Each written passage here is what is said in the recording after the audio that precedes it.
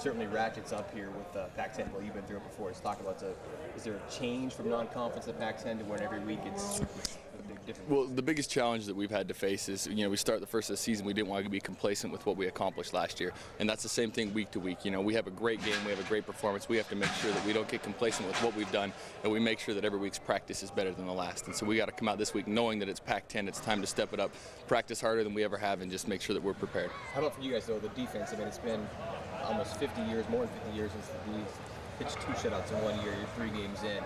How do you guys hang your hat on something like that? It's a pretty neat deal. It's been a long time since it's happened, but we can't really focus on it. We just got to move on. It's an accomplishment. We'll look back at the end of the year. We'll lift our heads up and look what we've accomplished, and that's when we'll worry about all the neat things that we've done. Right now, we just got to focus on Arizona.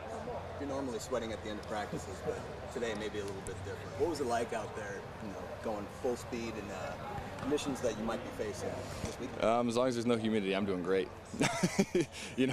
After the Tennessee week, this is nothing. But the biggest thing is, it gives us that extra edge. We're able to come out here, play hard. We didn't skip a beat in our practice. We had a great practice today.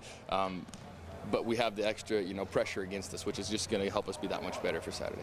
Arizona State's running the spread now. You guys are kind of used to that, right? That's what we see every day when we go against our own team.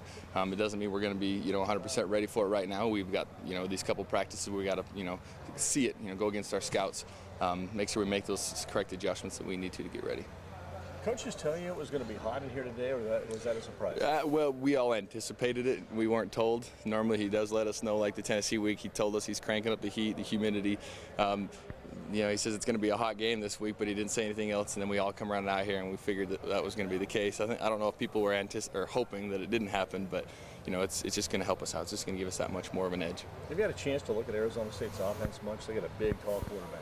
Haven't had a lot of time yet. We started today. Today was the day we started focusing on them, and they had a big, tall quarterback last year for a while, and there's difference in those quarterbacks that run the ball versus those that stand in the pocket. So we'll make our adjustments, but we always got to be ready because, like I said, last year we don't know. It switched up in the middle of the game and kind of caught us off guard. So we got to be ready for everything.